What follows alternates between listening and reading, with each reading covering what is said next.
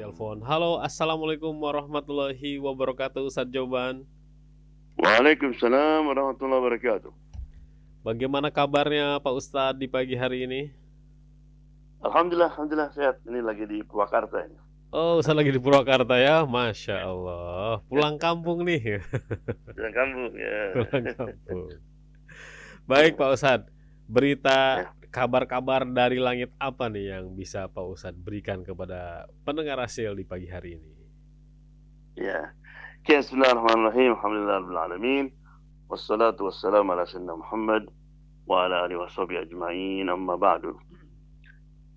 Ketika Rasulullah SAW meninggalkan kota Makkah, itu sangat sedih sekali. Beliau pandang kota Makkah itu, kemudian beliau sampai menangis. Demi Allah, engkau adalah kota yang paling mulia, kota yang paling aku cintai. Kalaulah kaumku tidak mengusirku, aku tidak akan meninggalkannya. Demikian juga para sahabat, cukup berat ketika meninggalkan Mekah itu. Namun demikian, karena ini perintah Allah Subhanahu wa Ta'ala, maka mereka semua rela. Dengan senang hati mereka tinggalkan negeri yang mereka cintai. Kemudian di tengah perjalanan turun ayat harapan. Dan ayat ini memberikan suatu kabar gembira. Innal ladzi farada 'alaikal Qur'an laradduka ila ma'ad. Sungguhnya yang menurunkan Quran akan mengembalikan lagi kamu ke tempatmu semula. Jadi makanya ini ayat disebut dengan yang turun antara Madinah dan Makkah. Kan ada ayat kadang-kadang Makkiyah atau Madinah. Ini tengah-tengah jalan di daerah namanya Jufa. Nah, kemudian kita ketahui bahwa dalam waktu kurang 8 tahun Rasulullah kembali ke Mekah. Kembali Mekah sebagai pemenang, sebagai pemimpin kota Mekah ketika itu. Bukan itu saja, beberapa tahun kemudian negeri-negeri sekitar dikuasai. Malah 20 tahun setelah beliau meninggal, itu Allah bukan hanya menggantikan Mekah dengan Mekah, tapi menggantikan dengan negara-negara yang dulu dikuasai oleh Persia, oleh Romawi, dan sebagainya. Seperti negeri Syam, Baghdad, dan sebagainya. Makanya ada sebuah hadis, man taraka syai'an lillah awadahu khairun minhu. Barang siapa yang give up atau meninggalkan sesuatu karena Allah akan gantikan dengan yang lebih lagi. Jadi kadang-kadang kita dalam hidup ini dapat diajukan dengan sebuah pilihan. Pilih mana, ya. Meninggalkan sesuatu, ya, atau kita harus meninggalkan pekerjaan, meninggalkan tugas sebagainya karena tidak diridhai oleh Allah Subhanahu wa Ta'ala. Ya. Demikian juga Nabi Sulaiman alaihissalam. Nabi Sulaiman itu punya kecintaan melihat dan main-main dengan kuda. Kadangnya ada 20.000 kuda dia. Ada kuda yang sangat dia cintai. Rupanya lagi asik-asik main kuda itu, tiba-tiba matahari sudah hampir terbenam. Berarti beliau hampir kehilangan waktu asar. Astagfirullah. Karena kuda ini, aku lalai salat asar. Maka langsung disembelih. Ya, karena meninggalkan sesuatu yang dia cintai karena Allah SWT, Allah gantikan dengan angin. Jadi perjalanan yang ditempuh oleh kuda sebulan misalnya, oleh angin bisa sehari. Kecepatan yang luar biasa. Ya. Jadi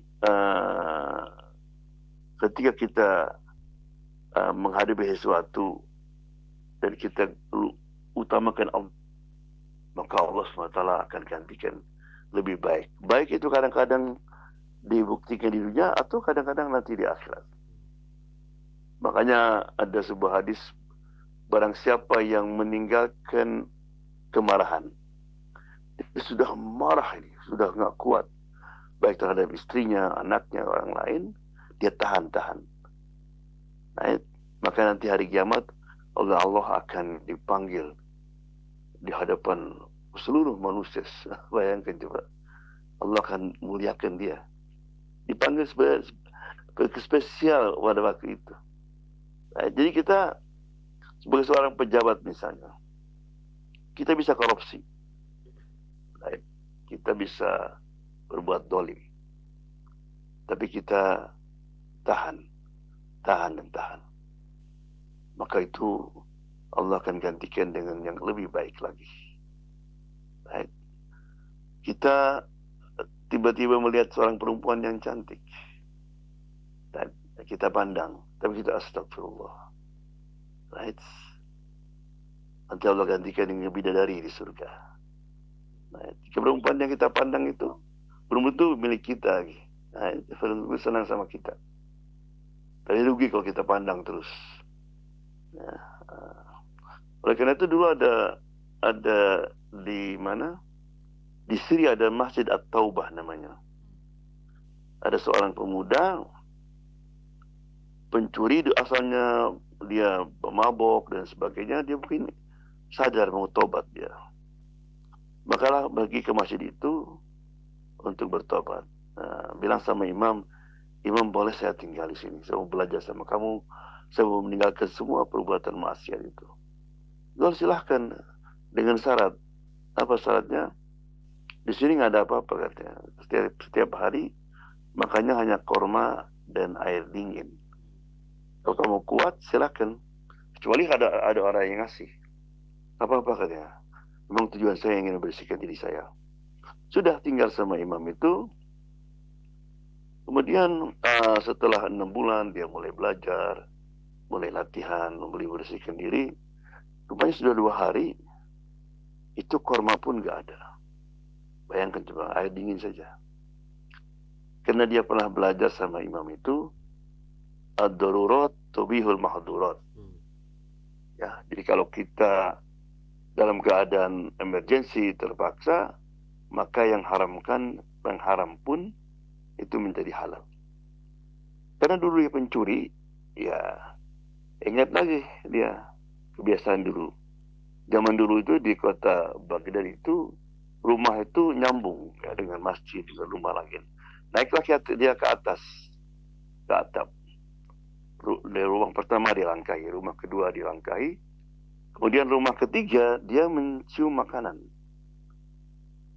Ketika turun dia ke dapur, rupanya ada periuk tertutup, dia buka, itu ada 3 terong, masakan terong. Maka diambillah terong itu, dicicipi, baru mencicipi rupanya ketakwaannya naik lagi, meningkat lagi. Ya Allah, astagfirullahaladzim. Masa setelah 6 bulan saya bertobat, saya bersihkan diri, saya akan kotori lagi? Itu langsung dibuang itu, yang sudah di mulut itu, dan dikembalikan terong itu ke periuk itu. Akhirnya dia lari. Ketika sampai di masjid, lihat imamnya sedang duduk sama orang tua dan ada perempuan di situ. Melihat dia, dipanggil, "Hai sini. Kamu sudah menikah belum?" "Enggak, ya Ustaz, boro-boro katanya. Saya bisa menikah. Untuk diri saya saja saya nggak cukup, nggak bisa biaya diri saya. Nih begini, ini ada orang tua, ini pamannya, ini perempuan ini dia ditinggalkan mati oleh suaminya, dan sekarang iddahnya sudah habis. Nah, ini pamannya ini mau minta sama saya mau carikan seorang suami. Saya kira yang cocok kamu. Mau nggak?" Dia bilang, "Ya, kalau perempuan itu mau menerima saya seadanya, saya mau," katanya. Langsung dikawinkan. Dinikahkan. Habis nikah, ya orang perempuan itu dibawa dia. Dibawa. Melangkah rumah pertama, rumah kedua, rumah ketiga. Rumah yang dia tadi hampir nyuri terong itu. Sampai masuk duduk di situ. Kemudian kata perempuan, kamu lapar? Ya, saya sangat lapar katanya. Masuk ke dapur, dia buka periuk, menjerit. Ini ada orang ke sini tadi katanya. Dia bilang, itu saya katanya. Kamu pencuri ya? Akhirnya diceritakan, enggak, saya kelaparan. Kemudian saya ingat sama Allah Subhanahu Wa Taala, saya nggak jadi makan itu. Akhirnya senyum perempuan itu. Dibilang sadaqa Rasulullah. Rasulullah bersabda yang benar. Man taraka syanillah awadu khairun minhu. Barang siapa orang meninggal sesuatu karena Allah Subhanahu Wa Taala, Allah akan gantikan dengan lebih baik. Ya, jadi ini janji Allah Subhanahu Wa Taala.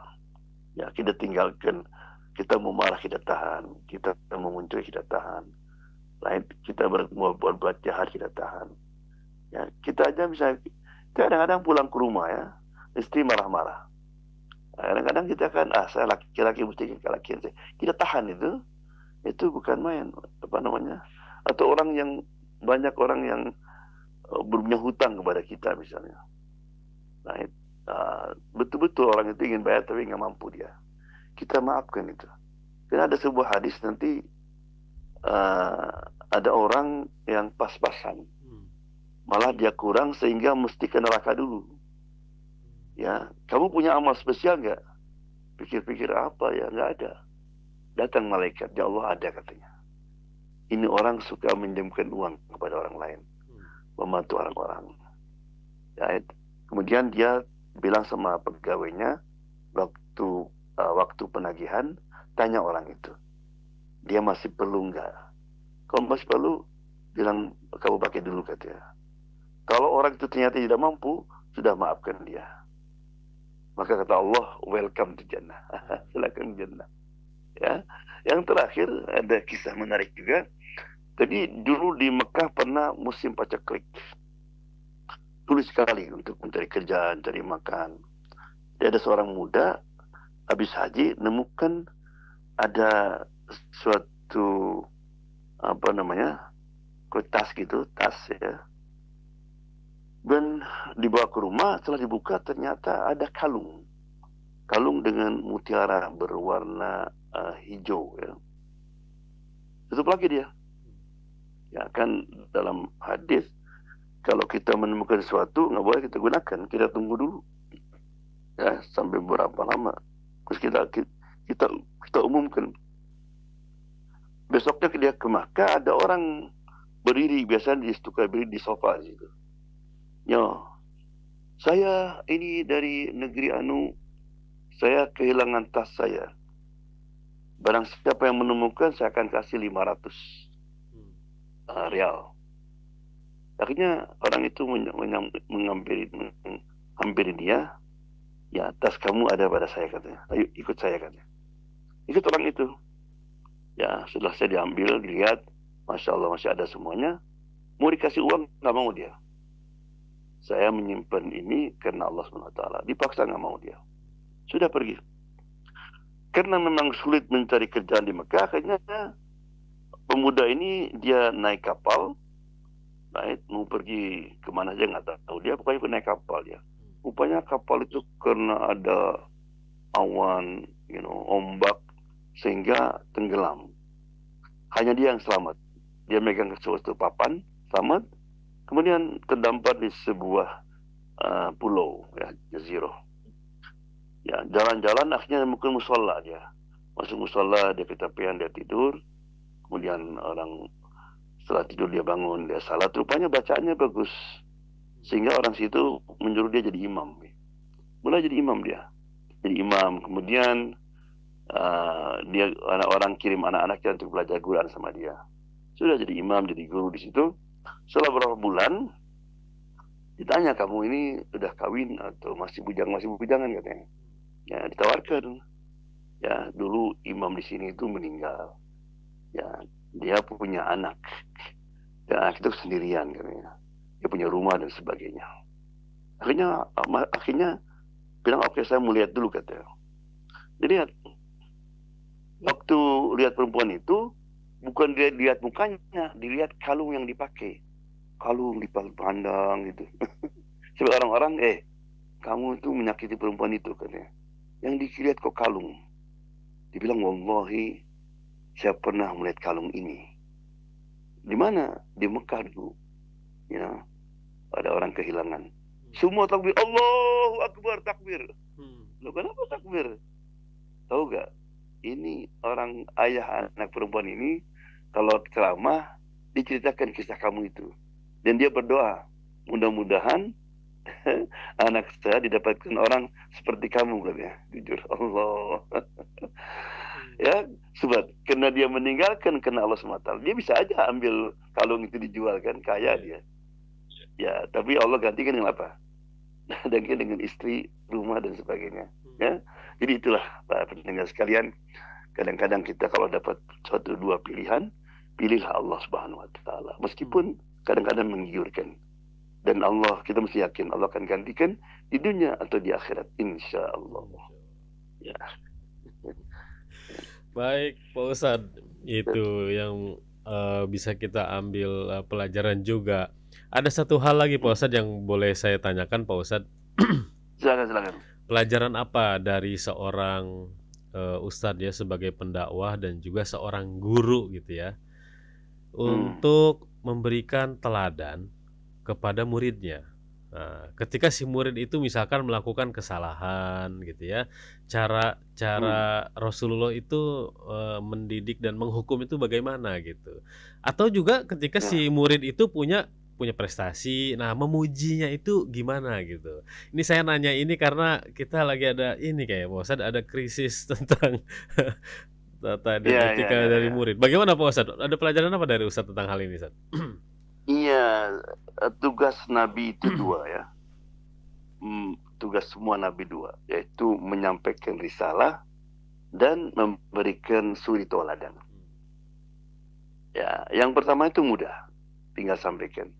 Tapi yang berat itu menjadi role model, suri tauladan. Dan Nabi Muhammad SAW terutama itu uswatun hasanah, berhasil dalam mendidik, dalam berdakwah karena suri tauladan itu. Jadi inilah yang jadi krisis sekarang ini. Ya, karena orang Amerika itu gagal mendidik anak karena mereka do what I say. Lakukan yang akan aku ucapkan. How about you, Dad? Gimana dengan kamu? Karena di Amerika ini misalnya anak tidak boleh ngerokok misalnya. Tidak boleh minum minuman keras, tapi ayahnya minum, ngerokok misalnya gitu kan. Kenapa? Karena ada batas umur. Kalau dalam Islam kan itu nggak ada batas umur. Kalau haram kepada semua, kepada anak, kepada bapak. Ya.